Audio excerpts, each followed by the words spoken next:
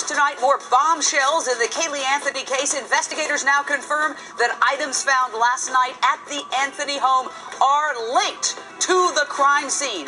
That scene, a wooded area just a quarter-mile from the home of Caylee Anthony, her grandparents, and her mother, Casey. The gruesome discovery of the skeletal remains of a small child found in a plastic bag only yesterday. And another bombshell from Casey Anthony's defense attorneys in court today.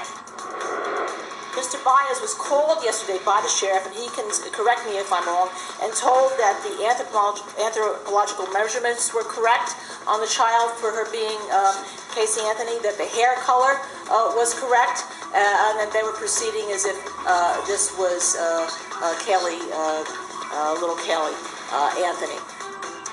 DNA results not in yet, but the judge just hours ago announced that Anthony could not have a defense team expert present during the autopsy of remains that may very well be those of her young daughter. With me now, Wendy Murphy, former prosecutor, author of And Justice for Some, and professor at the New England School of Law. Lisa Bloom, fabulous host of In Session. Dr. Ken Harshbarger, a forensic pathologist. Brian Russell, lawyer and forensic psychologist. And we're also joined by CNN's John Cowles. John, you were in the courtroom today. What was the reaction to the stunning announcement by the defense of all people regarding the resemblance of the remains to Caylee? Was this tantamount to the defense saying, hey, there's been a tentative identification of this child? Yeah, that was very shocking and surprising, that the fact that it would have been the defense in the courthouse would say in open court that a conversation between Jose Baez and the sheriff's office that the bones, the measurements, the age, the hair color were all similar to that of being, Caylee Anthony.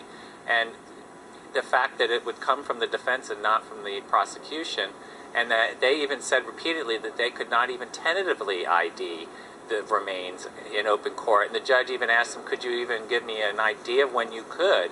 And they said, no, we can't. We won't release anything until we have an absolute positive ID from the FBI, who's currently trying to match it by DNA evidence. Lisa Bloom, you have watched very crafty attorneys work their magic over the years. Linda Kenny Bodden is a famous attorney. Whenever she's involved in a case, that means it's a big case.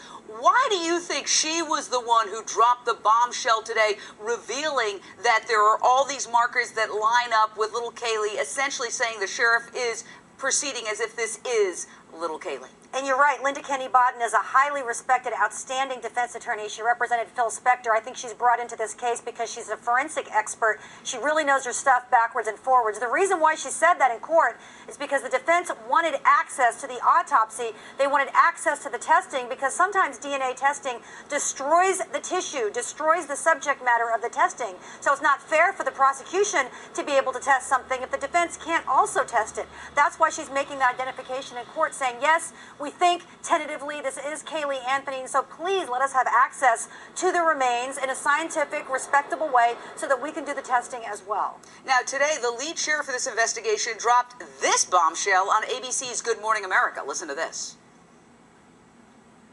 There's certain things that they want to be looking for. Some of those clues came from the crime scene yesterday, and a lot of items were taken into our custody for review. I know you can't go into detail, but there was something that was found that made you want to search the grandparents' home? Absolutely. All right, Wendy Murphy, investigators removed from the parents' home and the grandparents of little Caylee 4 boxes of evidence, 7 large paper bags. They also seized, and I find this fascinating, 4 vacuum cleaners and 2 pesticide tanks. What do you make of that? Well, let me speak first to the vacuum cleaner issue, because I think that's the easiest to speculate about. We know that little Caylee's body was found, despite having no flesh, with a piece of duct tape over the mouth. God bless duct tape. Let's send a thank you note to that company. Strong enough to stay in place 6 months underwater. Unbelievable. But what's beautiful about duct tape, fibers stick. DNA sticks. Stuff sticks. And when you go and ask for vacuum cleaners, it's because probably you found something either on the duct tape or in the black bag that was also found that is either fibrous or something that you would expect to find inside of a vacuum. When you clean your house, you know, all sorts of stuff goes inside of the vacuum, and it's impossible to get rid of. So taking those vacuum cleaners to a forensic lab now, they're going to do the really important forensic work of comparing scientifically and hopefully matching something found inside those vacuums with something found either in the bag, somehow attached to the body, or hopefully on that duct tape. Well, let's talk about the duct tape. Dr. Kent Harshbarger, you're a forensic pathologist. Everybody's saying, well, there was duct tape on the skull. That means that it could have been put on the child's mouth, and that could be a sign of premeditation.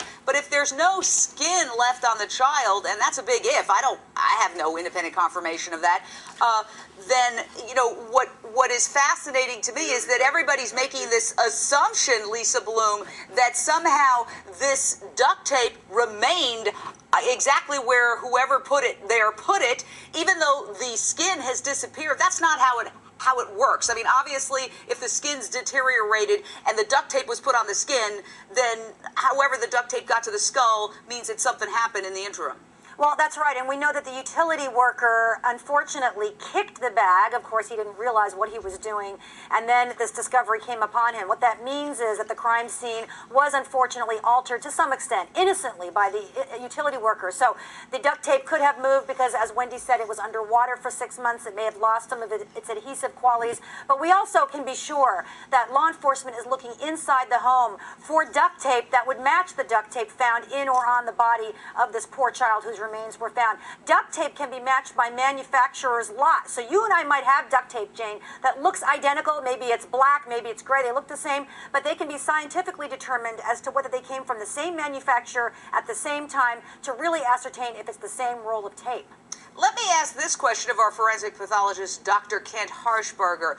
It seems that everybody, of course, we are all playing detective because we have to speculate. The authorities themselves aren't saying that much, but what they're saying is crucial. I mean, they're saying that there was some clue at the crime scene that made them want to search the Anthony home.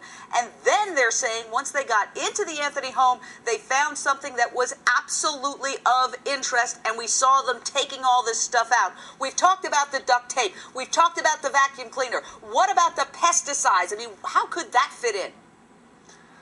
The pesticide tanks, for a chemical exposure, maybe there was some chemical in or a receipt in the bag that was found about when something like that might have been purchased. So we don't really know what else was in the bag that may have led them to search the crime scene for that pesticide tank. Chloroform residues were found in the trunk of the vehicle.